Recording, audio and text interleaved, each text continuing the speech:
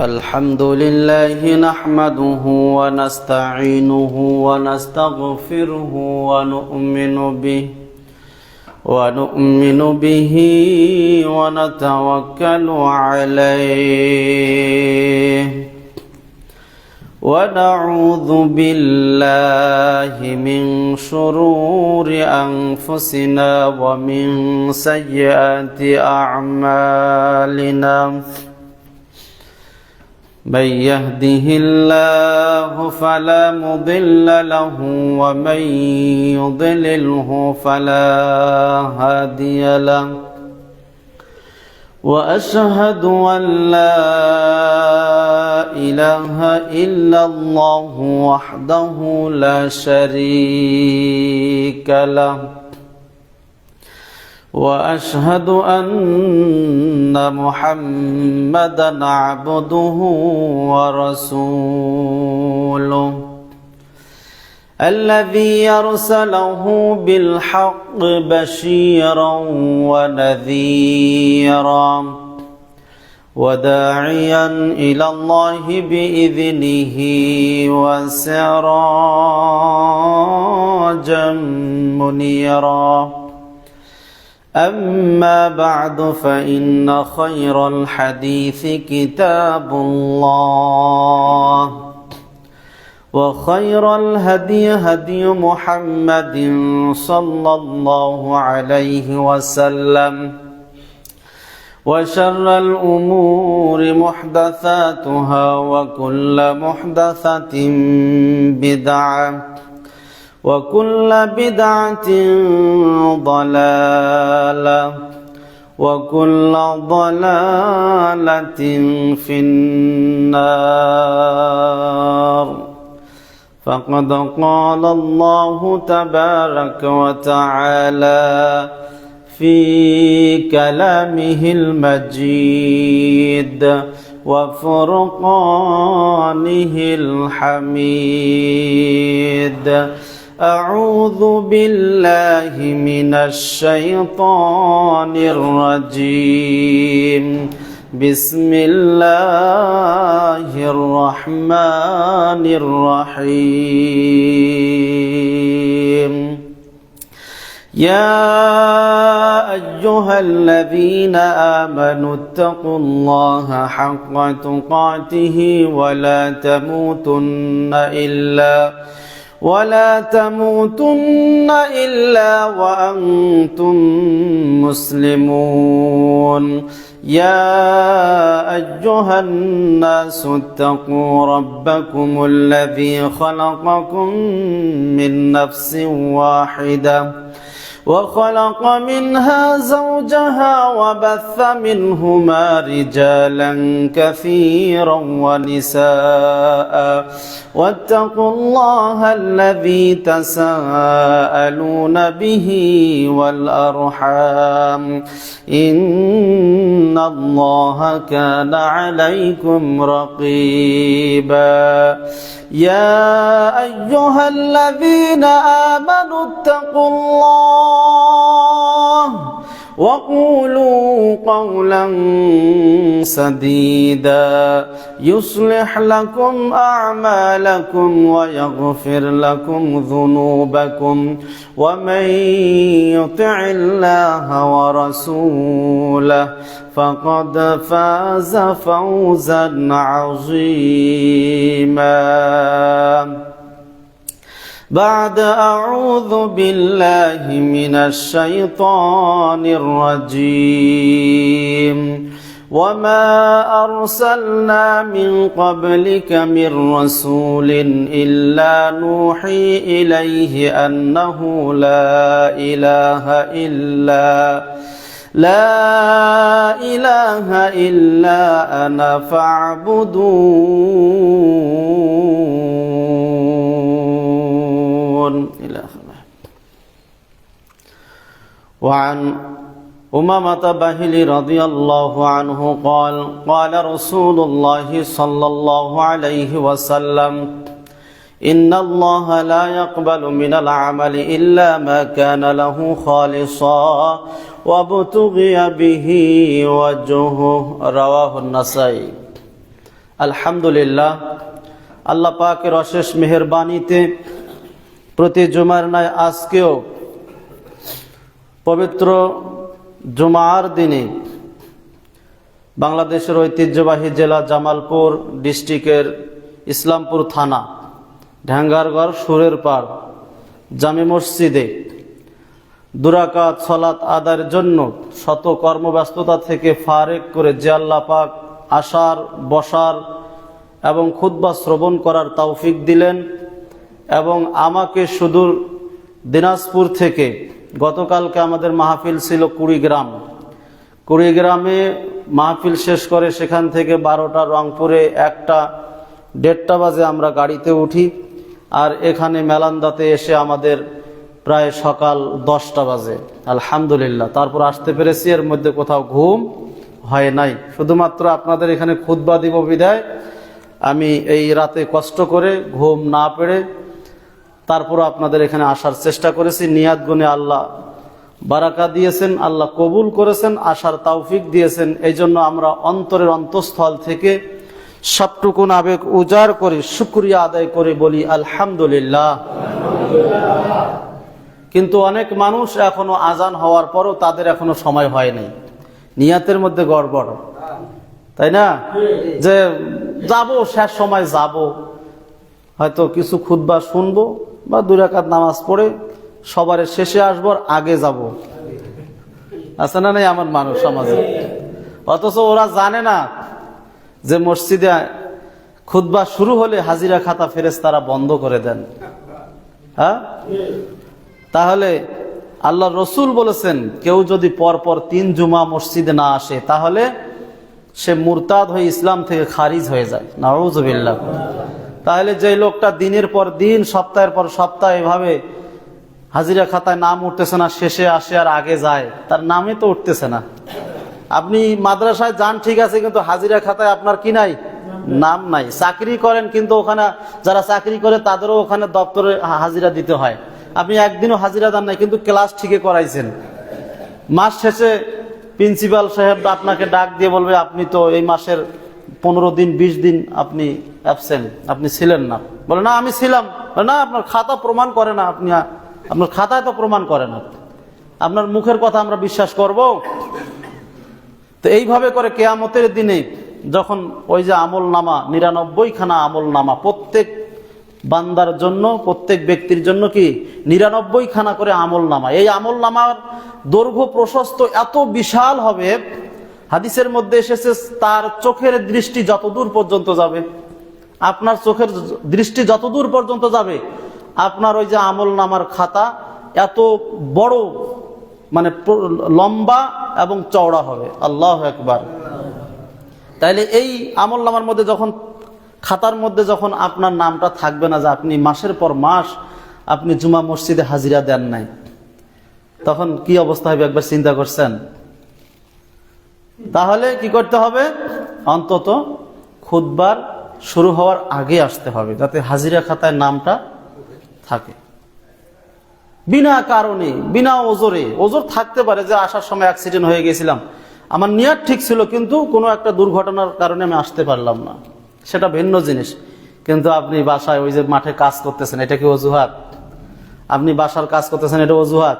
চায়ের দোকানে আপনি গল্প করতে করতে টাইম পার হয়ে গেছে, ধকপক করে তাড়াতাড়ি করে বাসায় এসে এখন গোসল করে আসতে আসতে নাই শেষ, এটা কি অজুহাত? এই অজুহাত চলবে? চলবে না। এই অজুহাত আল্লাহ গ্রহণ করবে না। লিগাল অজুহাত লাগবে, সেটা আপনার নিয়ত ঠিক আছে কিন্তু কোনো কারণবশত হইল না। তো আল্লাহ সবাইকে কিন্তু কবুল করে না। যাকে আল্লাহ জান্নাত দিবেন, যাকে আল্লাহ পছন্দ করেন, তার দ্বারা দিনের খেদমত, দিনের রাস্তায় তাকে আল্লাহ চলার রাস্তা সহজ করে দেন। সুবহানাল্লাহ। মান সালাকা তরিকান ইয়ালতামিসু ফিহি ইলমান সাহালাল্লাহু লাহু বিহি তরিকান ইলাল জান্নাহ। হযরত আবু হুরায়রা থেকে হাদিসটা বর্ণিত, তিনি বলেন রাসূলুল্লাহ সাল্লাল্লাহু আলাইহি সাল্লাম বলছেন, যে ব্যক্তি দিনের জ্ঞান অর্জন করার জন্য কোনো পথ ও পন্থা অবলম্বন করবে, যদি তার নিয়াতে থাকে যে না জুমার খুতবায় গেলে 2টা কোরআন হাদিসের কথা শুনে আমি এই এলেমটা অর্জন করতে পারবো, এই নিয়াত যদি থাকে, আল্লাহর রাসূল সাল্লাল্লাহু আলাইহি সাল্লাম বলছেন ওই ব্যক্তিকে আল্লাহ জান্নাতের পথে চলা তার জন্য সহজ করে দিবেন। সুবহানাল্লাহ। অনেক মানুষ আছে না, ফজরের সালাতে খুব চেষ্টা করে কিন্তু মসজিদে জামাতে আসতে পারে না। সে অনেক সময় বলে, হুজুর খুব চেষ্টা করতেছি গুলটা ছাড়ার জন্য কিন্তু পারতেছি না হুজুর। সিগারেটটা খাওয়া বাদ দেওয়ার জন্য খুব চেষ্টা করতেছি কিন্তু পারতেছি না। আছে না? নাই এমন আছে। তাহলে ওর নিয়াতের মধ্যে কি গড়বড় আছে, ওর দিলে আল্লাহর ভয় নাই।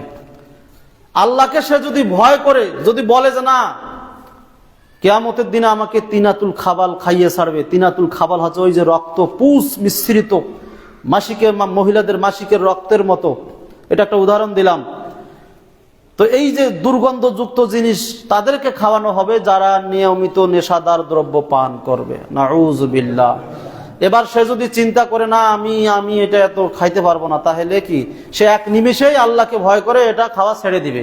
অন্যথায় সে যতই মুখে বলুক খুব চেষ্টা করতেছি, হবে না। আল্লাহ নবী সাহাবীরা কি যখন এই মদের আয়াত নাজিল হয়ে গেল, হারাম হয়ে গেল, সঙ্গে সঙ্গে যারা মদ পান অর্ধেক বোতল করেছে, অর্ধেক করে নাই, ওই অবস্থায় ফেলে দিয়েছে। মদের বোতল টাকের মধ্যে ছিল, সব ভেঙে চুরমার করে দিয়েছে। এরপরে কেউ কেউ মুখের মধ্যে হাত ডুবিয়ে দিয়ে বমি করে সেগুলো বের করেছে। এর নাম হচ্ছে তাকওয়া। এর নাম হচ্ছে আল্লাহ এবং তার রসুলকে ভালোবাসা, অনুসরণ করা। এর নাম হচ্ছে আল্লাহকে ভয় করা। সাহাবীদের ঈমান কেমন ছিল চিন্তা করেন তাহলে। আর আমাদের ঈমান নড়বড়। আমরা হলে বলতাম না এইটুক খাইয়ে নি, এরপরে আর খাবো না। হ্যাঁ, আছে না? এইটুক খাই এরপরে আর খাবো না, এইটা কাজ করে নি আর করবো না, এই সুদের টাকাগুলো সব উঠে আসলে আর আমি সুদের ব্যবসা করব না। কিন্তু হঠাৎ একদিন মালাকুল মউত এসে তার জানটা কবজ করে নিয়ে চলে গেল। সময় থাকলো? রাসূলুল্লাহ সাল্লাল্লাহু আলাইহি ওয়াসাল্লাম বলছেন, ডান দিকে সালাম ফিরে বাম দিকে সালাম ফিরতে পারবে কিনা এই গ্যারান্টি আমি নবী মুহাম্মদ সাল্লাল্লাহু আলাইহি ওয়াসাল্লাম দিতে পারবো না। এর গ্যারান্টি নাই, বিশ্বাস নাই। এই জন্য তোমরা যখনই সালাত আদায় করবে ওই সালাতটাকে সর্বশেষ সালাত মনে করে তোমরা আদায় করবে। আল্লাহু আকবার, সুবহানাল্লাহ। আমরা কয়জন এইভাবে সালাত আদায় করি যে পরের ওয়াক্তের সালাত আমি পাবো কি পাবো না? এইভাবে করে সালাত আদায় করতে বলেছে। তাহলে যারা হতভাগা, কপাল পোড়া, নাদান, তারা এই কথাগুলো শুনতে চাবে না, মানতে চাবে না, অগ্রাহ্য করবে। দিনের পর দিন খতিব সাহেব এই কথা বলবে কিন্তু তারা আগে আসবে না। সম্মানিত উপস্থিতি, দরুদ ও সালাম বর্ষিত হোক আখিরে জামানার পয়গম্বর জনাবে মুহাম্মদ রাসূলুল্লাহ সাল্লাল্লাহু আলাইহি ওয়াসাল্লামের প্রতি, যেই নবীর অক্লান্ত পরিশ্রমের কারণে আজকে আমরা সহজে ইসলাম পেয়েছি। আমরা কি জন্মসূত্রে মুসলমান? সহজে কিন্তু ইসলাম পেয়েছি। আপনি এখনো অন্য কোনো দেশে যান, আজান শুনতে পাবেন না, প্রকাশ্যভাবে নামাজ পড়তে পারবেন না। এক আমেরিকান প্রবাসী আমাকে ফোন দিয়ে বলছে, ভাই খুব কষ্টে আছি। বলছে আমি প্রকাশ্যভাবে এখানে সালাত আদায় করতে পারি না, আমি গোপনে সালাত আদায় করি। এরপরে প্রসাব করার তেমন জায়গা নাই, পায়খানা করার আমাদের ওই দিকের মতো সিস্টেম নাই, প্রসাবের ছিটা গায়ে পায়ে পড়ে, পানি নাকি পানির ব্যবস্থা নাই। নাউজুবিল্লাহ। শুধু কি প্রস্রাব করার পরে, পায়খানা করার পরে টিস্যু ব্যবহার করে, ওই জায়গায় নাকি পানি নাই। আল্লাহু আকবার। তা আমি ওনাকে বললাম যদি পানি না থাকে তাহলে ওই অবস্থায় ওইটাই ওইভাবে ব্যবহার করে আপনাকে তায়াম্মুম করে তারপর আপনাকে সালাত আদায় করতে হবে যেভাবে পারেন। আর পারতপক্ষে আপনি ওই চাকরি করবেন কেন?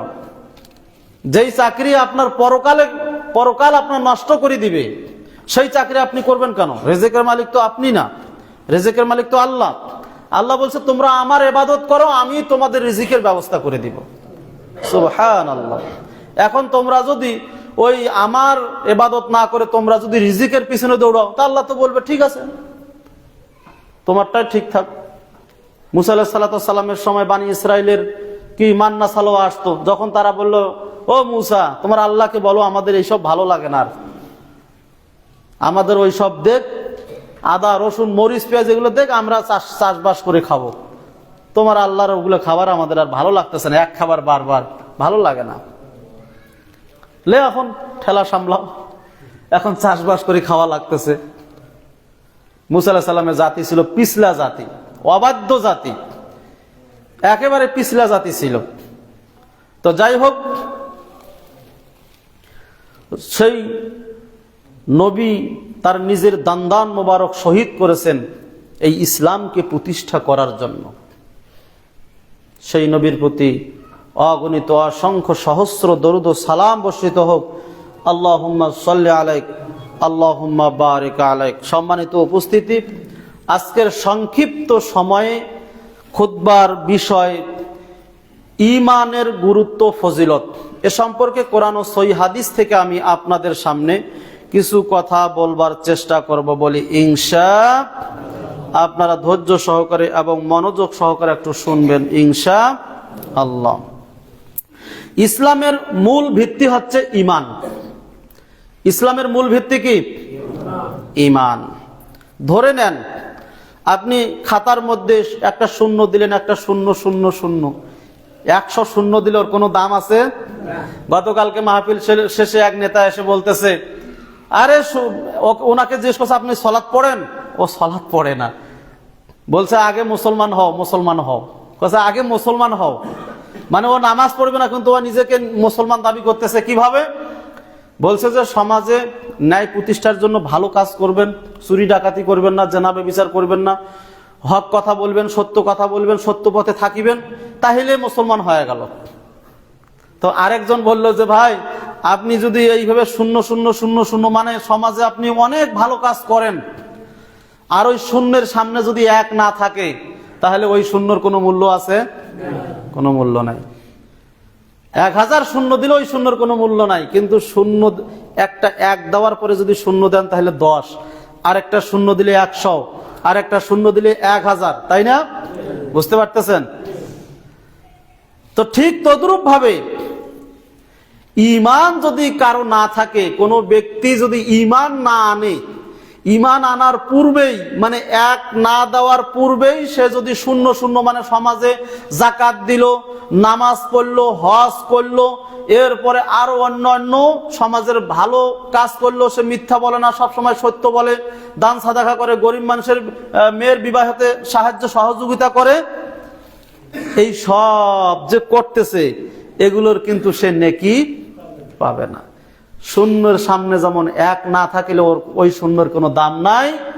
ঈমান যদি কোনো ব্যক্তির না থাকে, ঈমানবিহীন সমাজে যত ভালো কাজ রয়েছে, নেকির কাজ রয়েছে, এই নেকির কাজ তার কোনো উপকারে আসবে না। বলবেন কেন? এই জন্য বিশ্বনবী মুহাম্মদুর রাসূলুল্লাহ সাল্লাল্লাহু আলাইহি ওয়াসাল্লাম বলছেন, ঈমান ব্যতীত বান্দার কোনো আমল আল্লাহর দরবারে কবুল হবে না। এরকম সেম আরেকটা হাদিস আছে, সেটা হচ্ছে সালাতের ব্যাপারে। যে ব্যক্তির সালাত আল্লাহর দরবারে কবুল হবে না, ওই ব্যক্তির যাবতীয় ভালো কাজ, যাবতীয় নেকির কাজ আল্লাহর দরবারে কবুল হবে না। যার সালাত আল্লাহর দরবারে কবুল হবে না, তার কোনো নেকির কাজ আল্লাহর দরবারে কবুল হবে না। তাহলে সালাতটাও কিন্তু অত্যন্ত গুরুত্বপূর্ণ আমল একটা। এই জন্য তো রাসূলুল্লাহ সাল্লাল্লাহু আলাইহি ওয়াসাল্লাম বলছেন, সাল্লু কামা রাআইতুমুনি উসাল্লি, তোমরা সালাত আদায় করো ওইভাবে যেভাবে আমি নবী মুহাম্মদ সাল্লাল্লাহু আলাইহি ওয়াসাল্লামকে তোমরা সালাত আদায় করতে দেখেছো। তো এখন তো আর নবী আসবে না, নবীকে কি আমরা দেখতে পাই? এই জন্য রাসূলুল্লাহ সাল্লাল্লাহু আলাইহি ওয়াসাল্লাম বিদায় হজের ভাষণে বলে গেছেন, তারাকতু ফিকুম আমরাইন, 2টা বস্তু রেখে যাচ্ছি, কিতাব আল্লাহ, একটা হচ্ছে আল্লাহর কোরআন, ওয়া সুন্নাতা রাসূলিহি, এবং রাসূলের সুন্নাহ হাদিস।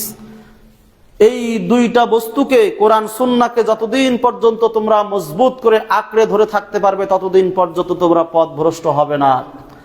আর এই 2 কিতাব ব্যতিরেকে যখনই মুসলমান জাতি, যখনই মানুষ ফাজাইলে কিতাব গ্রহণ করেছে, যখনই মানুষ হেদায়াত, আপনার কোরআনের মতো, কোরআনকে যেমন সম্মান দেওয়া হয় সেই রকম সম্মান দিয়ে যখন ওই কিতাব গ্রহণ করেছে, তখন জাতি পথভ্রষ্ট হয়ে গেছে। বলেন নাউযুবিল্লাহ।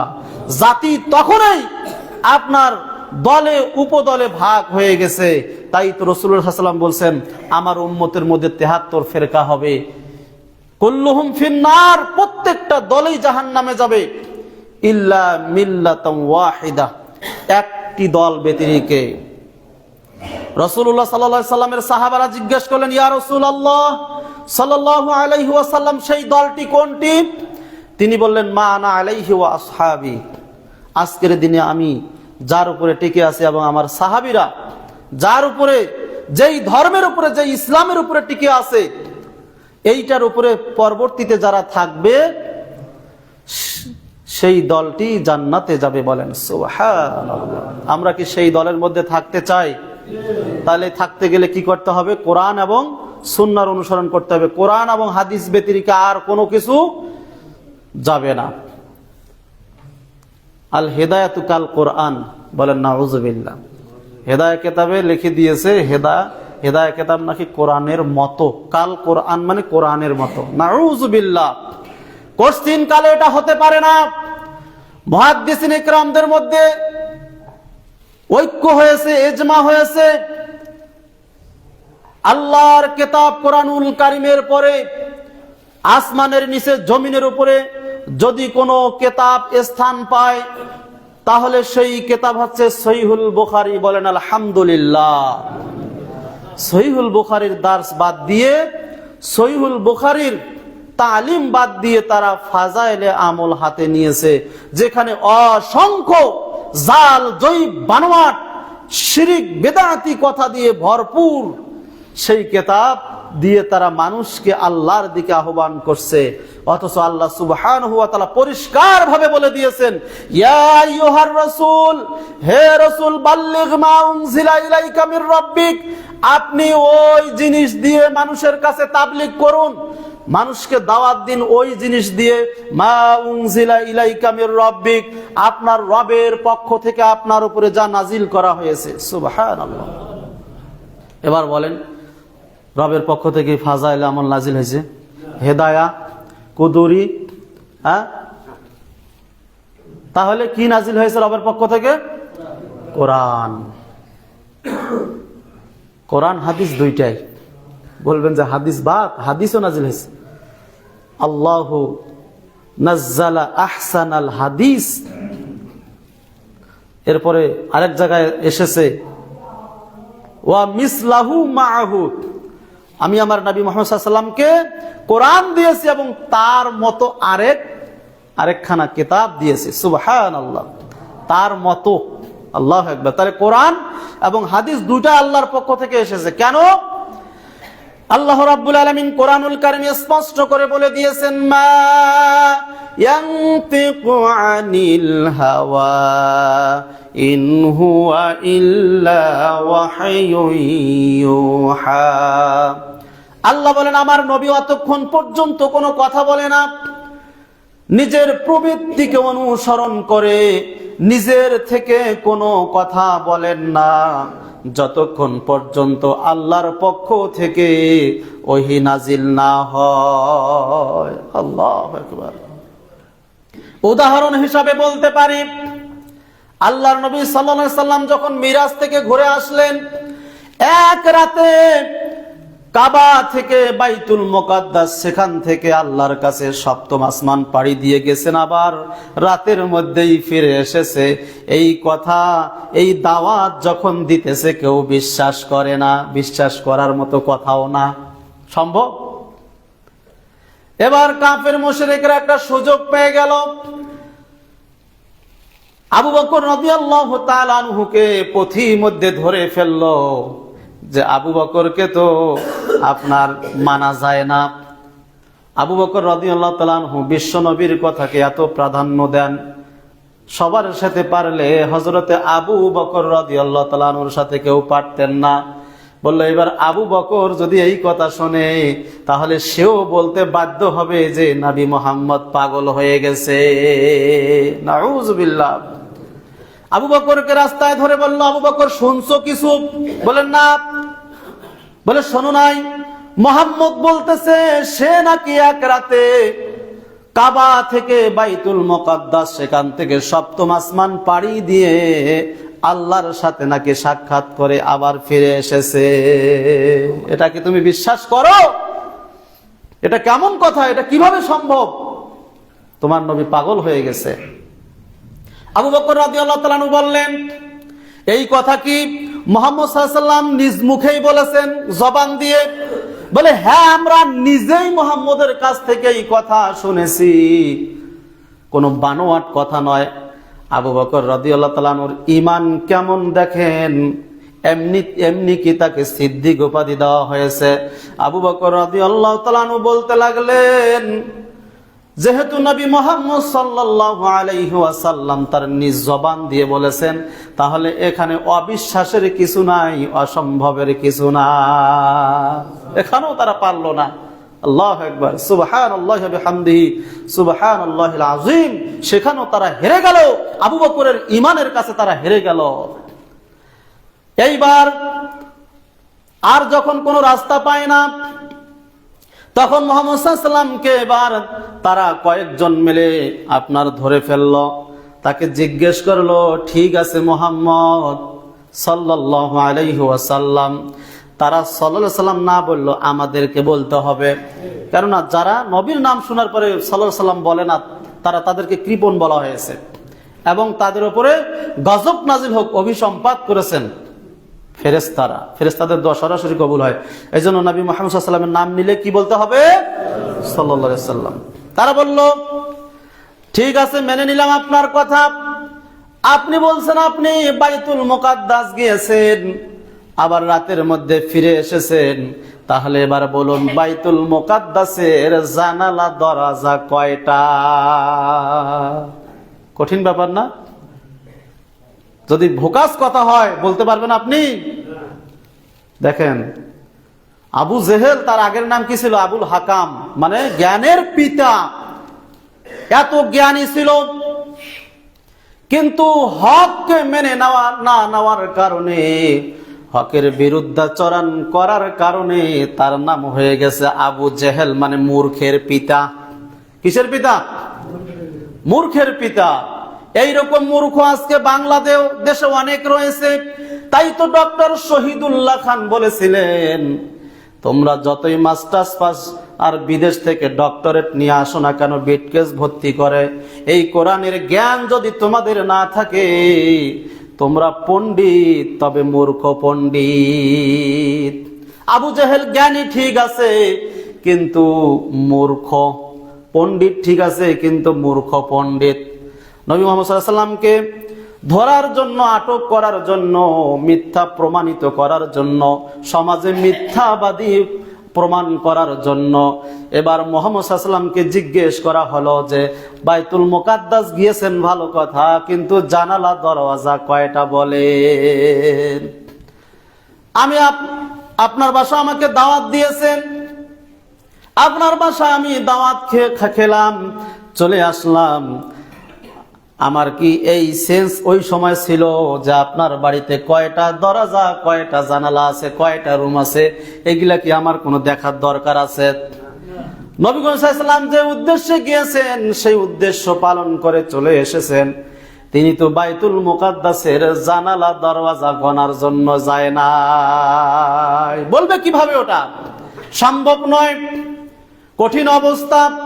চুপচাপ রয়েছেন বিশ্বনবী মুহাম্মদুর রাসূলুল্লাহ সাল্লাল্লাহু আলাইহি ওয়াসাল্লাম। চিন্তিত, চিন্তার বিষয় কিনা? চিন্তার বিষয়। নবী তো বলতে পারতেন, আচ্ছা মনে হয় 4টা-5টা হতে পারে, 3টা-4টা হতে পারে, এরকম বলতে পারতেন তো।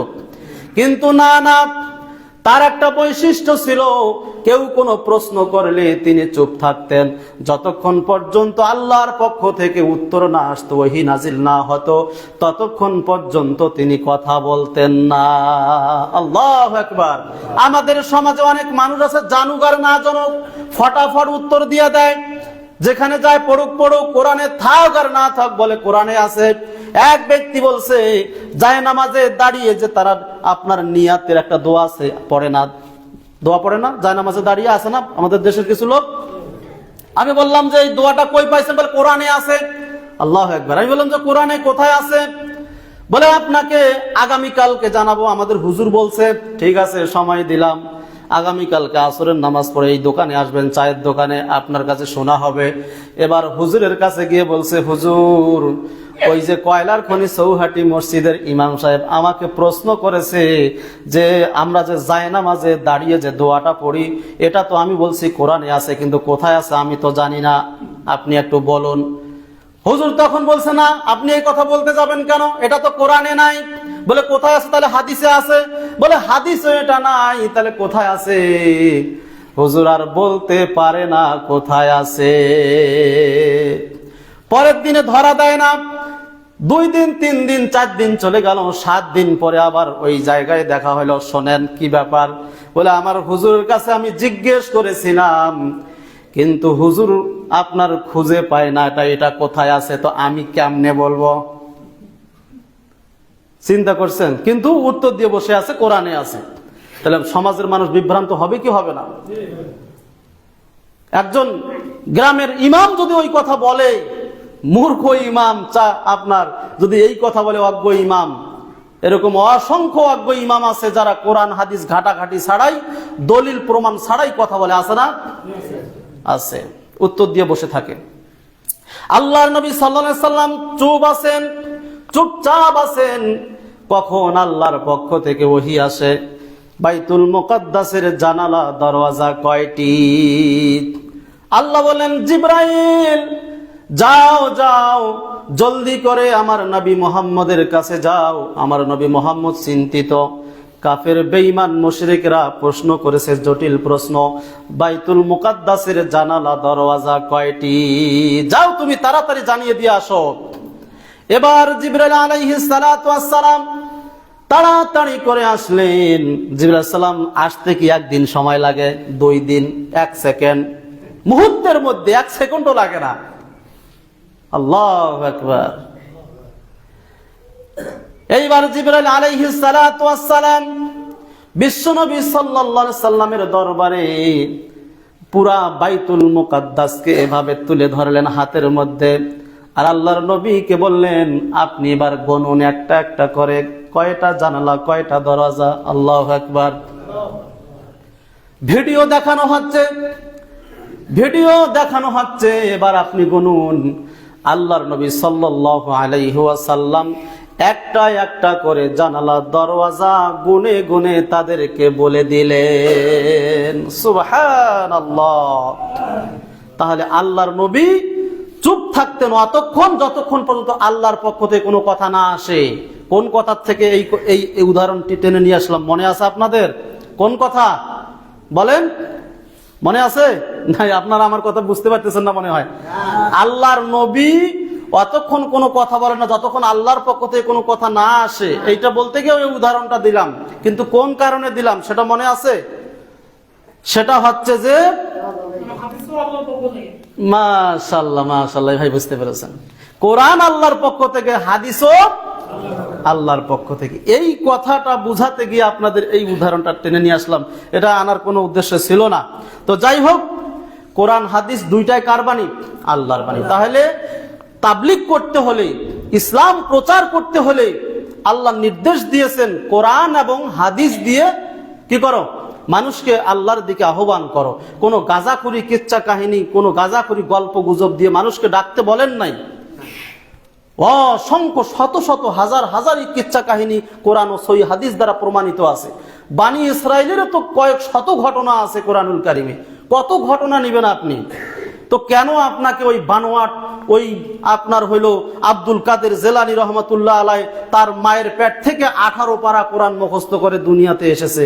অথচ আল্লাহ বলেছেন যে তোমাদেরকে আমি মায়ের পেট থেকে, ওয়াল্লাহু আখরাজাকুম মিন বুতুনি উম্মাহাতিকুম লা তা'লামুনা শাইআ, আমি তোমাদেরকে মায়ের পেট থেকে এমন ভাবে বের করে এনেছি দুনিয়াতে যে লা তা'লামুনা শাইআ, ওই সময় তোমরা কোনো কিছু জানতে না। শুধু ক্যা ক্যা কান্না করা ছাড়া আর কিছু তোমরা জানতে না। এরপরে আমি তোমাদেরকে জ্ঞান দিয়েছি, তারপরেও মৃত্যু পর্যন্ত যে জ্ঞান অর্জন করেছো, আল্লাহ বলেছেন ওয়া মা উতিতুম মিনাল ইলমি ইল্লা কালিলা, সেটাও সামান্য পরিমাণ দিয়েছেন। আল্লাহু আকবার। তাহলে আল্লাহর কাছে কত ইলম আছে, কত জ্ঞান আছে। সম্মানিত উপস্থিতি, বলছিলাম যে ঈমান ব্যতীত কোনো আমল আল্লাহর দরবারে কবুল হবে না। বান্দার জান্নাত জাহান্নাম পরকালীন মুক্তি, জান্নাত জাহান্নাম পরকালীন মুক্তি, এই সব নির্ভর করে ঈমানের উপর ভিত্তি করে। ঈমান আছে তো আপনি জান্নাতে যাবেন, ঈমান নাই তো আপনি জান্নাত যেতে পারবেন না। ঈমান আছে তো পরকালে মুক্তি পাবেন, কবরে মুক্তি পাবেন। ঈমান নাই তো কোথাও মুক্তি পাবেন না। ঈমান এত দামি সম্পদ, ঈমান এত মূল্যবান সম্পদ। ঈমান যদি আপনার ভিতরে না থাকে, আপনি দুনিয়াতে যত ভালো কাজই করুন না কেন, রাস্তাঘাট, ব্রিজ, কালভার্ট, গরিব ফকির মিসকিনের সহযোগিতা, এতিমের বিবাহ, আরো যত ভালো কাজ আছে, 50 বার আপনি হজ করে আসেন না কেন, ঈমান যদি না থাকে এই নেকির কাজগুলো আপনার আমল নামায় যুক্ত হবে না। কেন? ঈমান হলো ওই যে এক বলেছিলাম, আবার বলতেছি এই কারণে যে অনেক লোক পরে আসলো। প্রথমে যে ভূমিকায় কথাগুলো বলছিলাম এগুলো তো ওনারা শোনে নাই, শুনছে? শোনে নাই, এই জন্য আবারও বলতেছি, এক সংখ্যার মতো। পরে যারা আসছেন ভালো করে শুনবেন, মানে 0,0,0,0 দিলে আর কোনো মূল্য নাই। তার শুরুতে যদি 1 দেন, তারপরে 0 লাগান, তাহলে ওই সংখ্যার কি দাম আছে। ঠিক তদ্রূপ ভাবে ঈমান হলো ওই 1-এর মতো ধরে নেন। ওই ঈমান আনার পরে আপনি একটা একটা ভালো কাজ করবেন, তারপরে আপনার ওই ভালো কাজ আপনার আমল নামায় উঠবে, কাজে লাগবে। আর ঈমান যদি না থাকে, যতই আপনি ভালো কাজ করুন, ওই ভালো কাজ আল্লাহর কাছে গ্রহণযোগ্য হবে না।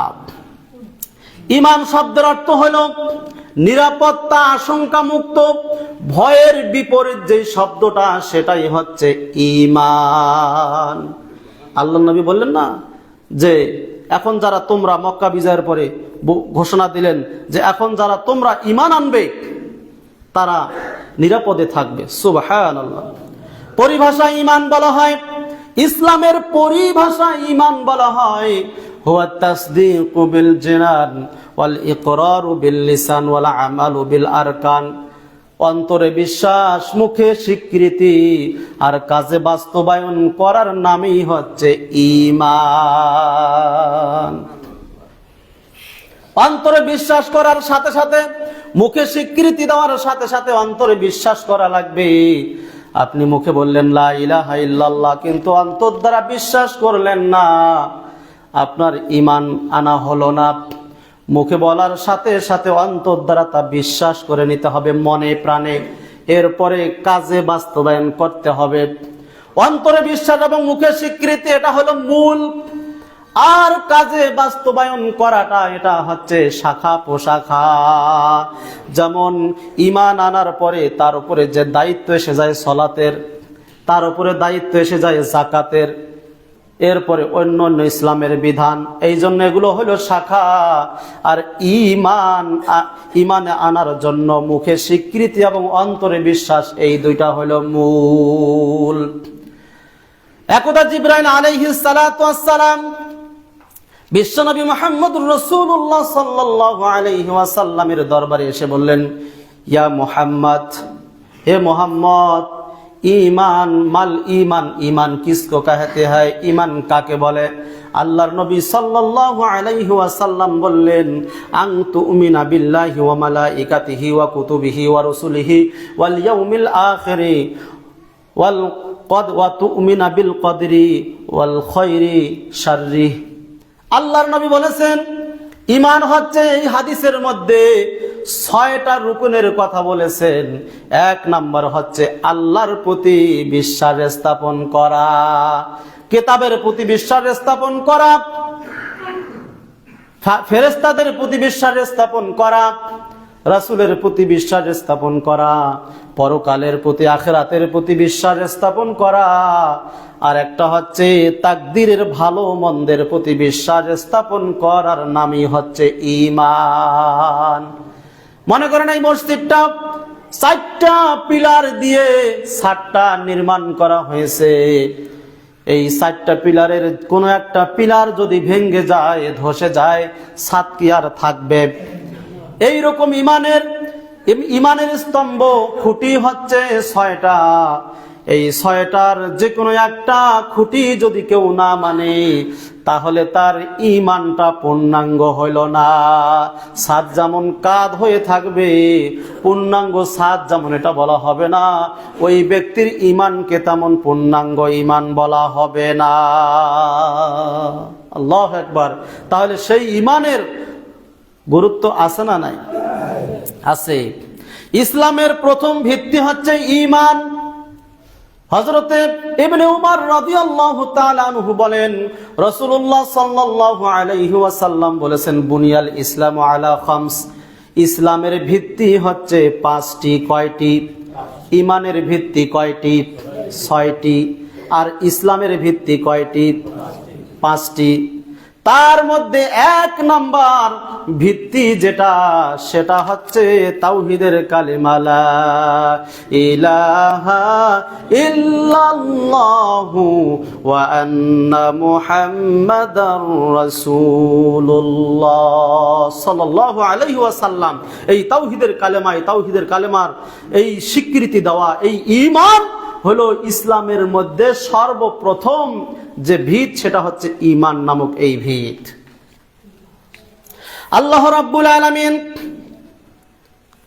এই ঈমানের কথা প্রত্যেক নবী এবং রাসূলকে ওহীর মাধ্যমে জানিয়ে দিয়ে বলেছেন, ওয়ামা আরসালনা মিন ক্বাবলিকা মির রাসূলিন ইল্লা নূহি ইলাইহি আন্নাহু লা ইলাহা ইল্লা আনা ফা'বুদুন। আল্লাহ বলেন, ওয়ামা আরসালনা মিন ক্বাবলিকা, ওগো দয়ার নবী, আপনার পূর্বে আমি যত নবী এবং রাসূল প্রেরণ করেছি, পাঠিয়েছি, আরসালনাকা পাঠিয়েছি, মিন ক্বাবলিকা তোমার পূর্বে, তাদের প্রত্যেককে আমি প্রত্যেকের কাছে এই ওহী করে পাঠিয়েছি যে আন্নাহু লা ইলাহা ইল্লাল্লাহ, আল্লাহ ছাড়া সত্যিকার অর্থে কোনো উপাস্য নাই, মাবুদ নাই, লা মা'বুদা বিহাক্কিন ইল্লাল্লাহ, প্রকৃতপক্ষে আল্লাহ ছাড়া সত্যিকারের কোনো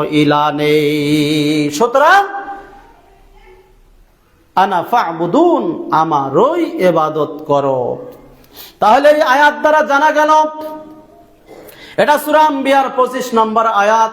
এই আয়াত প্রমাণ করে প্রত্যেক নবী রাসূলকে সর্বপ্রথম আল্লাহ যে দাওয়াত দেওয়ার জন্য, মানুষকে ঘোষণা দেওয়ার জন্য যেই কথা, যেই দায়িত্ব দিয়েছিলেন, সেটা হচ্ছে ঈমানের। যে ও নবী রাসূল, তোমরা আগে ঈমানের দাওয়াত দাও।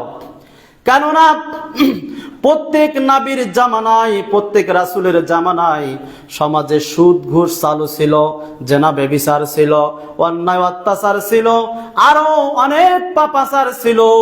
এই সব অন্যায় অনাচার পাপাচার থাকার পরেও কোনো কিছুর জন্য সর্বপ্রথম নির্দেশ দিলেন না যে তুমি আগে সুদের বিরুদ্ধে কথা বলো, তুমি আগে মানুষ জেনা করতেছে এই জেনার বিরুদ্ধে কথা বলো, মানুষ এই পাপ কাজ অন্যায় কাজ করতেছে এটার বিরুদ্ধে আগে কথা বলো, এইটার আগে দাওয়াত দাও। না না, এই সব পাপাচার, এই সব অন্যায় থাকার পরেও আল্লাহ তার নবী এবং রাসূলদেরকেই দায়িত্ব দিলেন আগে ঈমানের দাওয়াত দাও, যে লা ইলাহা ইল্লাল্লাহ, আল্লাহ ছাড়া সত্যিকারের অর্থে কোনো মাবুদ নাই।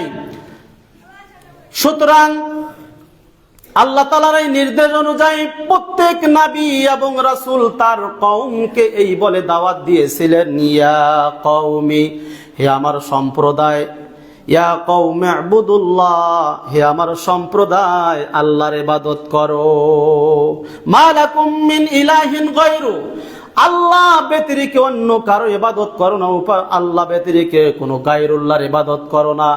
ইবাদত হবে একমাত্র আল্লাহ রাব্বুল আলামিনের জন্য। ইবাদত হবে কার? আল্লাহ।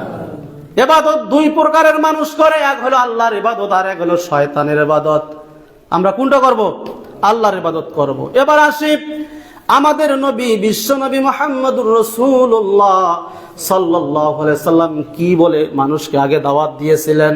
আইয়ামে জাহেলি যুগে যেই সময় সমাজে এত অন্যায় অত্যাচার ছিল, এত খারাপির পরিমাণ ছিল, যেই যুগকে বলা হয়েছে জাহেলি যুগ, মানে অন্ধকার যুগ।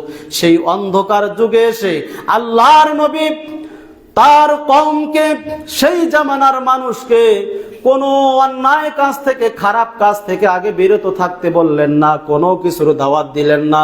তিনি সর্বপ্রথম যেই কালেমার দাওয়াত দিলেন সেটা হচ্ছে ইয়া আইয়ুহান নাস, হে লোক সকল, কুলু লা ইলাহা ইল্লাল্লাহ তুফলিহুন, হে লোক সকল, কুলু, তোমরা সকলেই পাঠ করো, সকলেই বলো লা ইলাহা ইল্লাল্লাহ, যে আল্লাহ ছাড়া সত্যিকার অর্থে কোনো মাবুদ নাই। এই কথা তোমরা বলো। এই কথা যদি তোমরা বলতে পারো, আল্লাহর নবী সাল্লাল্লাহু আলাইহি ওয়াসাল্লাম তার উম্মতদেরকে বলতেছেন, সেই সময়কার তার কওমের লোকদেরকে বলতেছেন, তোমরা যদি এই কালেমা মেনে নিতে পারো, এই কালেমার স্বীকৃতি দিতে পারো, তাহলে তুফলিহুন, তোমরাই সফল কাম হতে পারবে। সুবহানাল্লাহ। এই সফলতা দুনিয়ার কোনো সফলতা নয়। এই সফলতা যে আপনাকে 10 বিঘা জমি দেওয়া হবে, আপনাকে বাড়ি গাড়ি অট্টালিকার মালিক করে দেওয়া হবে, এই সফলতা নয়। আল্লাহ বলেন ফামান যুহজিহা আনিন নার ওয়া উদখিলাল জান্নাতা ফাকাদ ফাজ। আল্লাহ সূরা আলে ইমরানের 125 নম্বর আয়াতের মাঝখানে এই কথাটা বলেছেন। আল্লাহ বলেছেন, সুতরাং সফল কাম হলো ওই ব্যক্তি, যে ব্যক্তিকে কাল কিয়ামতের ময়দানে জাহান্নাম থেকে দূরে রাখা হবে এবং জান্নাতে প্রবেশ করানো হবে। ফাকাদ ফাজ, সেই হচ্ছে প্রকৃত সফল কাম। সুতরাং আল্লাহর নবী বললেন, তোমরা যদি এই কালেমার স্বীকৃতি দিতে পারো, তাহলে তোমরাই সফল কাম হয়ে যাবে। বলেন সুবহানাল্লাহ। এই সফল কাম দুনিয়ার সফল কাম নয়, দুনিয়ার সফলতা নয়। এই সফলতা হচ্ছে কাল কিয়ামতের ময়দানে হিসাব নিকাশ হওয়ার পরে, ডান হাতে আমলনামা নেওয়ার পরে আপনি ফুলসরাত, আপনি বিদ্যুতের গতির ন্যায় পার হয়ে যাবেন, জান্নাতে প্রবেশ করবেন। এই সফলতাই হলো আসল সফলতা। দুনিয়ায় কয় বছর থাকবেন? আজ থেকে 200 বছর আগে, 150 বছর আগে, এই যে আপনাকে বলি, আপনার দাদা, তার দাদার নাম আপনি বলতে পারবেন? আপনি বলতে পারবেন? কয়জন আছি আমরা আমার দাদার দাদার নাম বলতে পারবো? তার কবর কোথায় আছে বলতে পারবো? পারবো? কেউ বলতে পারবো না। অথচ আপনার দাদার দাদার জমি আপনি ভক্ষণ করে খাচ্ছেন, চাষাবাদ করে খাচ্ছেন। আপনার দাদার দাদার বাড়িতে আপনি বসবাস করে আছেন, অথচ আপনার দাদার নামটাও আপনি জানেন না। আপনার দাদার দাদার কবরটা কোথায় আছে, একটু কবর জিয়ারতটাও আপনি করেন না। কবরই তো জানেন না, কিভাবে জিয়ারত করবেন? কিভাবে তার জন্য দোয়া করবেন? তাকে তো আপনি স্মরণই করেন না। এইবার আপনি একটু খেয়াল করুন, চিন্তা করুন, আমি যদি আজকে মারা যাই, মারা যাব কি যাব না? এই দুনিয়াতে যারা এসেছে, আল্লাহ বলেছেন কুল্লু নাফসিন যায়িকাতুল মাউত, দুনিয়াতে একবার যারা এসেছে তাদেরকে মৃত্যু বরণ করতেই হবে, এতে কোনো সন্দেহ নাই। জিবরাইল আলাইহিস সালাম আল্লাহর নবীর কাছে এসে বলেন, ইয়া মুহাম্মদ ইশশিতা, আপনি যতদিন ইচ্ছা বেঁচে থাকুন, কিন্তু ফাইন্নাকা মাইয়িত, আপনাকে একদিন মারা যেতে হবে। দুনিয়াতে যার সাথে ইচ্ছা বন্ধুত্ব করুন, একদিন ওই বন্ধুকে ছেড়ে আপনাকে কবরে যেতে হবে। দুনিয়াতে যা ইচ্ছা আমল করুন, কর্ম করুন, প্রত্যেকটা আমলের কর্মের হিসাব কিয়ামতের দিনে দিতে হবে। আল্লাহু আকবার। নবী সাল্লাল্লাহু আলাইহি ওয়াসাল্লাম চিন্তা করলেন, তাহলে যেহেতু আল্লাহ আমার অপেক্ষায় আছেন, ইন্তজারে আছেন, আমি আর দেরি করতে চাই না, আমি আমার সর্বোচ্চ বন্ধুর সাথে মোলাকাত করতে চাই। বলেন সুবহানাল্লাহ। তাহলে আসছি যেহেতু, একদিন চলে যেতে হবে, এতে কোনো সন্দেহ নাই। এই জন্য যাওয়ার জন্য সব প্রস্তুতি দুনিয়াতে নিতে হবে। আপনার দাদার দাদার নাম যেমন বলতে পারতেছেন না, আজ থেকে আপনার ছেলের ছেলে, সে হবে নাতি, তার নাতিরাও আপনাকে চিনবে, আপনার কবর কোথায় আছে সেটাও। কি লাভ তাহলে? কি লাভ তাহলে? অথচ যে অনন্তকাল যেখানে থাকতে হবে, কিয়ামত পর্যন্ত যেই কবরে থাকতে হবে, এরপরে কিয়ামত হবে, এরপরে অনন্তকাল, কোটি কোটি বছর অনন্তকাল যেখানে আমাদের থাকতে হবে, সেই জায়গায় আমরা যাতে সফল কাম অর্জন করে আমরা জান্নাতে যেতে পারি। আল্লাহর নবী বলেন, এই কালেমার স্বীকৃতি যদি তোমরা দিতে পারো, ওই দিন সফল কাম অর্জন করে তোমরা জান্নাতে যেতে পারবে। বলেন সুবহানাল্লাহ।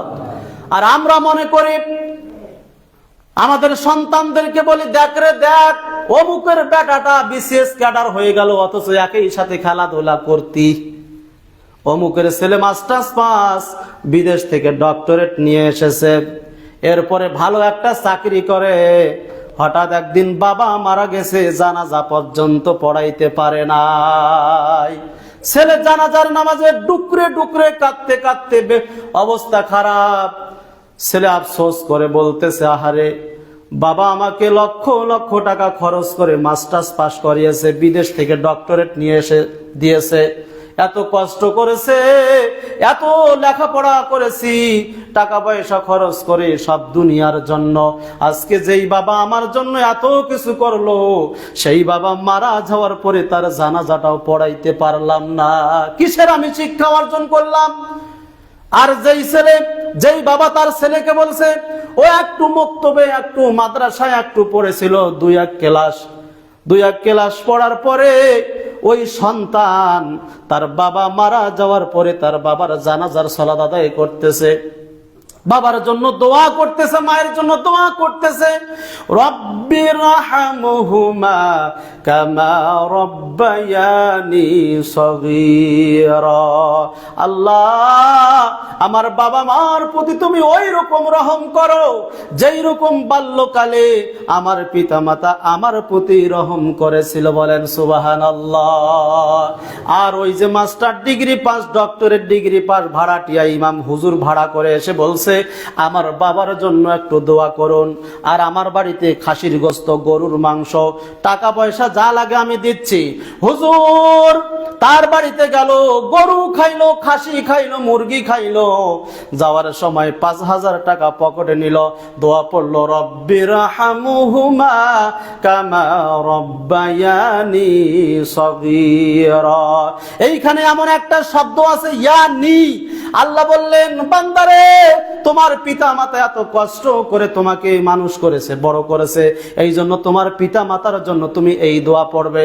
কিন্তু হুজুর দোয়া পড়লো তার পিতা মাতার জন্য, সবাই বলল আমিন, কিন্তু আপনার গরু খাইলো, খাসি খাইলো, টাকা নিয়ে চলে নিজের বাপ মার জন্য দোয়া করে চলে গেল। নাদান বাঙালি, বাবুজা বাঙালি, আরবি অর্থ না জানার কারণে আজকে আমাদের সমাজের এই অবস্থা। অথচ যে বাবা মা এত কষ্ট করে বড় করলো, এত সম্পদ ইনকাম করে তার জন্য রেখে গেল, আজকে সেই সন্তান তার পিতামাতাকে বৃদ্ধাশ্রমে রেখে আসে না নাই। জরিপ করে দেখা গেছে, কোন মাদ্রাসায় পড়ুয়া ছেলে, কোন আপনার আলেম হাফেজ কারি, তাদের বাবা মা বৃদ্ধাশ্রমে নাই। একমাত্র ডাক্তার, ইঞ্জিনিয়ার, প্রফেসর, আপনার ডিগ্রিধারীদের এই তাদের পিতা মাতাই বেশিরভাগ আপনার বৃদ্ধাশ্রমে আছে। নাউজুবিল্লাহ। অথচ একটু চিন্তা করুন, আপনার মা ছোটবেলায় আপনাকে কিভাবে মানুষ করেছে। গভীর রাত্রিতে বাড়ির সবাই ঘুমিয়ে পড়ে, মা গভীর রাত্রিতে জেগে আপনার 2-4 মাসের সন্তান দেখে ডান পাশে প্রস্রাব করে দিয়েছে, এবার বাম কাতে নাই, দেখে বাম কাতেও প্রস্রাব করে দিয়েছে। মা এবারে চিন্তা করে সন্তানকে ঠান্ডা লাগবে কনকনে শীতের রাত্রিতে, এইবার মা শিশুটাকে কোলের মধ্যে এভাবে আঁকলিয়ে রাতের পর রাত কষ্ট করে নিজে ঘুম না পাড়িয়ে সন্তানকে বড় করে। অথচ সেই সন্তান বড় হওয়ার পরে সেই মাকে চিনে না, সেই বাবাকে চিনে না। নেশার টাকা না পেয়ে আমাদের ওই দিকে এক ছেলে, যুবক ছেলে, তার বাবার মাথাটা ইট দিয়ে থেতলিয়ে দুনিয়া থেকে বিদায় করে দিয়েছে। নাউজুবিল্লাহ। কিছুদিন আগের ঘটনা, এক যুবক তার মাকে, অন্ধ হয়ে গেছে মা, সংসারে কষ্ট করতে করতে অন্ধ হয়ে গেছে। এরপরে মাকে একদিন বলছে, মা আমার সাথে চলো। চলতে চলতে নদীর পাড়ে বসিয়ে রেখে বলছে, মা তুমি এখানে কিছুক্ষণ বসে থাকো, আমি আসতেছি। সন্ধ্যা ঘনিয়ে গেল, সন্তান আসে না। ওই দিক দিয়ে ওই গ্রামের একটা লোক হেঁটে যায়। ফেরার পথে বুড়িমাকে জিজ্ঞেস করলো, বুড়িমা, যাওয়ার সময়ও তোমাকে এখানে দেখলাম, আসার পথে এখানে দেখতেছি, কি ব্যাপারে তুমি সন্ধ্যা ঘনিয়ে আসছে অথচ এখানে বসে আছো, বাড়িতে যাবা না? মা বলছে, আমার সন্তান, আমার ছেলে আব্দুল্লাহ, নামও সুন্দর, আমার ছেলে আব্দুল্লাহ আমাকে এখানে বসে রেখে বলছে, মা তুমি এখানে থাকো, আমি আসতেছি। বুড়িমার হাতে একটা চিরকুট দেখা গেল। ওই লোকটা চিরকুটটা নিয়ে আপনার পড়ে দেখলো, চিরকুটের মধ্যে লেখা আছে, আমার মাকে যে ব্যক্তি পাবে, আমার মাকে দয়া করে যেন তিনি বৃদ্ধাশ্রমে রেখে আসেন। তা আবার দয়া করে, নাউজুবিল্লাহ। কত বড় নাদান হলে, কত বড় জঘন্য হলে, কত বড় আকলহীন হলে যেই মা তাকে দিনের পর দিন, রাতের পর রাত নিজে না খেয়ে ঘুম না পেড়ে এত কষ্ট করে সন্তানকে বড় করলো, ওই সন্তান কি করে মাকে বৃদ্ধাশ্রমে রেখে আসে? নাউজুবিল্লাহ।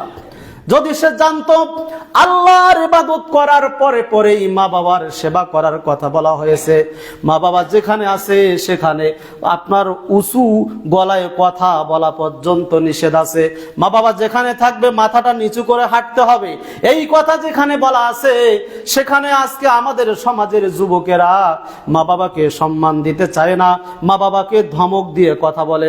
মা বাবা যদি একটু কোনো বেশি কথা বলে, তুমি চুপ থাকো, তুমি বেশি কথা বলো, বুড়ো হয়ে গেছো, এত কথা বলো কেন, চুপ থাকতে পারো না, বলে কি বলে না? নাউজুবিল্লাহ। অথচ আল্লাহ বলেছেন, উফফিন ওয়ালা তানহারহুমা, উফফিন ওয়ালা তানহারহুমা, উফ শব্দটাও ব্যবহার করবে না, তাদের সামনে যখন কথা বলবে ধমক দিয়ে কথা বলবে না। কার কথা? আল্লাহর কথা। আজকে এই যুব সমাজ ধ্বংস কেন? এই জন্যই ধ্বংস। এই যুব সমাজ ধ্বংস হওয়ার জন্য আপনি আমি নিজেই দায়ী। আমরা গেড়ে রেখেছি কাঁঠাল গাছ, ঢাকা থেকে আসার পথে মনে করছি আম খাবো হবে। গেড়ে রেখেছেন কিসের গাছ? কাঁঠাল গাছ গেড়ে রেখেছেন। বাড়িতে এসে কাঁঠাল পাবেন, আমের আশা করলে আম যেমন পাবেন না, আপনার সন্তান ছোটবেলায় ওই যে কেজি স্কুলে দিয়েছেন, অমুক স্কুলে তমুক স্কুলে গান শিখেছে, নাচ শিখেছে, আরো সব কিছু শিখেছে, সিগারেট খাওয়া শিখেছে, আপনার নষ্ট বন্ধুদের সাথে ঘুরে ঘুরে আপনার গাঞ্জা খাওয়া, মদ খাওয়া শিখেছে। ওই সন্তানের কাছ থেকে আপনি কি করে ভালো ব্যবহার আশা করেন? আমের গাছ গেড়ে কাঁঠাল খাওয়ার আশা যেমন বৃথা, ঠিক তদ্রূপ ভাবে সন্তানকে আদর্শ শিক্ষা না দিলে, দ্বীনি শিক্ষা না দিলে, মক্তবে কোরআন শিক্ষা না দিলে, প্রাথমিক পর্যায়ে কোরআন হাদিসের জ্ঞান শিক্ষা না দিলে, আপনার ওই রকম কাঁঠাল গেড়ে আমের আশা করা যেমন বৃথা, ওই সন্তানের কাছ থেকে ভালো আশা করা তেমন বৃথা। কথা কি বোঝা যায়? কথা কি বুঝতে পারতেছেন আমার? তাহলে কি করতে হবে? সন্তানকে আপনার প্রাথমিক পর্যায়ে যে কোনো মাদ্রাসায় দিতে হবে, মক্তবে দিতে হবে। আমি বলছি না আপনার সন্তানকে ডাক্তার ইঞ্জিনিয়ার বানান না, তা না, এটা বলছি না। আমি বলছি আপনার সন্তান চলার জন্য, হালাল হারাম চিনার জন্য, সালাত আদায় করার জন্য, পিতামাতার জানাজারটা আদায় করার জন্য, নিজের নামাজ পড়তে যে সমস্ত দোয়া দুরূদ তাসবিহ তাহলিল লাগে, এইগুলো অর্জন করা আল্লাহর নবী বলেছেন ফরজ। এটা কোথায় পাবেন? প্রাইমারিতে আছে। প্রাইমারিতে গানের শিক্ষক নিয়োগ দেওয়ার জন্য পায় তারা চলতেছে, অথচ একটা কোরআন শিক্ষা দেওয়ার জন্য মৌলবি টিচার রাখা হোক, কত আন্দোলন মানব বন্ধন করে রাখা সম্ভব হয় নাই, সম্ভব না। আজকে প্রতিষ্ঠানগুলো তো শুধু যে কোনো অনুষ্ঠান হলে নর্তকী এনে নাচাচ্ছে এবং এরপরে ছাত্র ছাত্রীদেরকে নাচাচ্ছে। আল নাউজুবিল্লাহ। কেন বাংলাদেশে ভূমিকম্প আসবে না? এগুলো তো ভূমিকম্প আসার কারণ। তাহলে সন্তানদেরকে মাদ্রাসায় আগে দিতে হবে, দিনের সঠিক বুঝটা দেওয়ার পরে, এরপরে আপনারা মন চাইলে কি করবেন? আপনারা আপনার সন্তানকে ডাক্তার বানান, ইঞ্জিনিয়ার বানান। তাহলে সে ডাক্তার হওয়ার পরে অন্যের কিডনি বিক্রি করে খাবে না, ভুয়া ওষুধ, আপনার টাকার বিনিময়ে ভুয়া ওষুধ লিখবে না, খারাপ ওষুধ, খারাপ কোম্পানির ওষুধ, যেগুলো ওষুধ খাইলে কোনো কাজ হয় না, ময়দা দিয়ে বানিয়েছে, টাকার বিনিময়ে কোম্পানির লোক টাকা ঢুকে দিয়েছে, বলছে আমার এই কোম্পানির ওষুধটা লিখবেন, ওইটা লেখে। ওরা আবার বাইরে দাঁড়িয়ে আছে, রুগী বেড়ার সাথে সাথে বলছে দেখি কি লিখছে, দেখি আপনার একটা ছবি তুলে নিয়ে পরে দেখে, যদি দেখে ওই কোম্পানির ওষুধ লেখে নাই, ডাক্তারকে পরে যা আবার বলে আমি যে আপনাকে এতগুলো টাকা দিলাম, 10,000 টাকা দিলাম যে আমার কোম্পানির ওষুধ লেখেন, আপনি তো লেখেন নাই। বলছে ঠিক আছে আগামীকাল তোমার লিখবো। তাহলে এই অন্যায় করবে না, ভালো কোম্পানির ওষুধ লিখবে। যদি ইঞ্জিনিয়ার হয় সেই ইঞ্জিনিয়ার ঘুষ খাবে না। ওই রাস্তা দেখতে আসা, আজকে বাংলাদেশের রাস্তার এই অবস্থা কেন? এইদিকে আসার পরে সবচেয়ে মনে হয় জামালপুরের এই এলাকার রাস্তাগুলো, গ্রামগঞ্জের রাস্তাগুলো এত খারাপ, আল্লাহু আকবার। মানে কাজগুলো তো খারাপ হয়েছে, এগুলো কার দোষ? এই ইঞ্জিনিয়াররা ঘুষ খাইয়েছে আর কাজ খারাপ হয়েছে। তাহলে আপনার সন্তানকে যদি প্রাথমিক দিনের জ্ঞান শিক্ষা দেন, সেই ইঞ্জিনিয়ার আর কোনোদিন ঘুষ খাবে না, জজ হওয়ার পরে ঘুষ খাবে না, ব্যারিস্টার হওয়ার পরে ঘুষ খাবে না। তাহলে সন্তানকে প্রাথমিক পর্যায়ে মাদ্রাসায় দিতে হবে। আপনারা জানেন যে আপনাদের এই খতিব সাহেব, তার নাম হচ্ছে ইসমাইল বিন আব্দুল গনি, নাম জানেন আপনারা? ওনার একটা প্রতিষ্ঠান আছে কোথায়? সেই মেলান্দাতে। ওই জায়গাটার নাম কি? হ্যাঁ, মাশাআল্লাহ, অনেকেই জানেন। সালান্দার নাকি বললেন? সালাফি কমপ্লেক্স, মার্কাজুস সুন্নাহ সালাফি কমপ্লেক্স, মেলান্দহ, জামালপুর। তার একটা সুন্দর প্রতিষ্ঠান আছে। আপনারা চাইলে, আমি বলছি না শুধু ওইখানেই হবে তা না, আপনারা চাইলে আপনাদের খতিব সাহেবের মাদ্রাসায়ও আপনাদের ছেলে এবং মেয়ে, ওইখানে যেহেতু বালক বালিকা শাখা দুইটাই আছে, ছেলে এবং মেয়ে ওইখানে দিয়ে অন্তত প্রাথমিক দিনের শিক্ষাটা ওইখানে নেওয়ার পরে, এরপরে আপনি চিন্তা ভাবনা করেন আপনার সন্তানকে ডাক্তারি লাইনে পড়াবেন, না ইঞ্জিনিয়ার বানাবেন, না বৈজ্ঞানিক বানাবেন, সেটা আপনার ব্যাপার। না রাজমিস্ত্রি, না আপনার হলো রং মিস্ত্রি বানাবেন, না আপনার হলো ওই কাঠ মিস্ত্রি বানাবেন, সেটা আপনার ব্যাপার। কাঠ মিস্ত্রি হইলেও কিন্তু অনেকে ইমাম আছে কাঠ মিস্ত্রি করে না, ইমামতি করে, আবার রাজমিস্ত্রি করে, হ্যাঁ, দরজা জানলার কাজ করে, আছে না? আমার বাবা হলো কাঠ মিস্ত্রি, আলহামদুলিল্লাহ, কিন্তু ইমামতি করে, খুতবা দেয়, কয়েকটা গ্রাম মিলে একটা ঈদের মাঠ, সেখানে নামাজ পড়ান, আলহামদুলিল্লাহ, কেন্দ্রীয় বড় ঈদগাহ মাঠের ইমাম, অথচ তিনি একজন কাঠের মিস্ত্রি। এতে কোনো কি অবহেলা করা যাবে না এটাতে। কেননা আমাদের একজন মুহাদ্দিস ছিলেন, মুহাক্কিক ছিলেন নাসিরউদ্দিন আলবানী, তিনি ঘড়ির মেকার ছিলেন। ইমাম আবু হানিফা রহমাতুল্লাহ আলাইহি তিনি একজন কাপড়ের ব্যবসায়ী ছিলেন। এই জন্য ঠাট্টা মশকারি করার কিছু নাই, কোনো কাজকে অবজ্ঞা করা যাবে না, হালাল পথে ইনকাম করতে হবে, আপনার কাজ যে মানের হোক না কেন। আল্লাহ সুবহানাহু ওয়া তাআলা আমাদের বুঝার তৌফিক দান করুন, সকলে বলি আল্লাহুম্মা আমিন। এ পর্যন্ত যা আলোচনা করা হলো, আমি যে ঈমান সম্পর্কে আলোচনা করলাম, এই ঈমান আমাদের খুব জরুরি ভাবে আনতে হবে। অনেকে মনে করে আমি তো জন্মসূত্রে ঈমানদার না, দেখা গেছে আপনি শিরিক করার কারণে ঈমান ভঙ্গের 10টা কারণ আছে, এই 10টার একটা ঘটে গেছে আপনার, যার কারণে আপনার ঈমান নাই। এজন্য ঈমান নতুন করে আনতে হবে। এজন্য আল্লাহ সুবহানাহু ওয়া তাআলা আমাদেরকে ঈমান আনার পরে, সেই ঈমানের উপরে ইস্তেকামত থাকার পরে, সেই ঈমানের হালতে যেন আমরা মৃত্যুবরণ করতে পারি, আল্লাহ আমাদের প্রত্যেককে সেই তৌফিক দান করুন, বলি আল্লাহুম্মা আমিন। এই বলে আমি আমার সংক্ষিপ্ত খুতবা এখানে শেষ করছি। ওয়া আখিরু দাওয়ানা আনিল হামদুলিল্লাহি রাব্বিল আলামিন।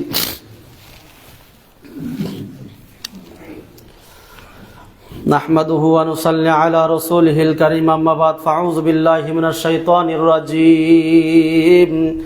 يا أيها الذين آمنوا صلوا عليه وسلموا تسليما. اللهم صل على محمد وعلى آل محمد كما صليت على إبراهيم وعلى آل إبراهيم إنك حميد مجيد. اللهم بارك على محمد وعلى آل محمد كما باركت على إبراهيم وعلى آل إبراهيم إنك حميد مجيد. رب العالمين, আমরা খুতবার শেষ প্রান্তে তোমার দরবারে ফরিয়াদ জানাই, মাবুদ দয়া করে আমাদের জীবনের সমস্ত গুনাহ খাতাগুলি মাফ করে দাও, আল্লাহুম্মা আমিন। রব্বুল আলামিন, আমরা এখানে যারা এসেছি অনেকে বাবা নাই, মা নাই, অনেকের দাদা দাদি নানা নানি আত্মীয় স্বজন অন্ধকার কবরে চলে গেছে মাওলা, জানি না কি অবস্থায় রয়েছে আল্লাহ।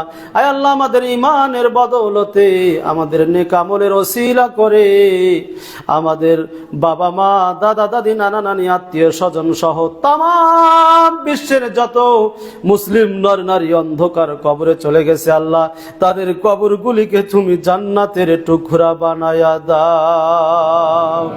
রব্বির রাহমুহুমা, সবাই পাঠ করুন, রব্বির রাহমুহুমা। যেহেতু এটা প্রত্যেকের পিতা মাতার জন্য নিজে নিজে পাঠ করতে হবে। রব্বির রাহমুহুমা কামা রব্বায়ানি সগীরা। রব্বুল আলামিন, আমাদের মাঝে অনেকে অসুস্থতার মধ্যে রয়েছে আল্লাহ। আয় আল্লাহ, অনেকে হাসপাতালের বেডে, অনেকে বাড়িতে দীর্ঘদিন যাবৎ শয্যাশায়ী হয়ে আছে আল্লাহ। আয় আল্লাহ, আমাদের নেক আমলের ওসিলা করে তাদেরকে তুমি শেফায়ে কামিলা আজলা দান করে দাও। আযহিবিল বাসা রাব্বান নাস ওয়াশফি আনতাশ শাফি লা শিফা ইল্লা শিফাউকা শিফান লা ইউগাদিরু সাকামা লা বাসা তাহুরুন ইনশাআল্লাহ। রব্বুল আলামিন, তোমার দরবারে ফরিয়াদ জানাই আল্লাহ, এই মসজিদ যারা নির্মাণ করার জন্য জায়গা জমি অর্থ দিয়ে সহযোগিতা করেছে আল্লাহ, যারা শ্রম দিয়ে সহযোগিতা করেছে আল্লাহ, আল্লাহ প্রত্যেকের দানখানা তুমি কবুল ও মঞ্জুর করে নাও। আয় আল্লাহ, এই দানের ওসিলা করে জান্নাতে স্পেশাল বানাখানা নির্মাণ করে দাও। রব্বানা তাকাব্বাল মিন্না ইন্নাকা আনতাস সামিউল আলিম ওয়া তুব আলাইনা ইন্নাকা আনতাত তাওয়াবুর রহিম।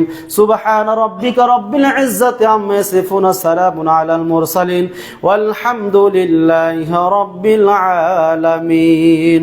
সুবহানাকাল্লাহুম্মা বিহামদিকা আশহাদু আল্লা ইলাহা ইল্লা আনতা আস্তাগফিরুকা।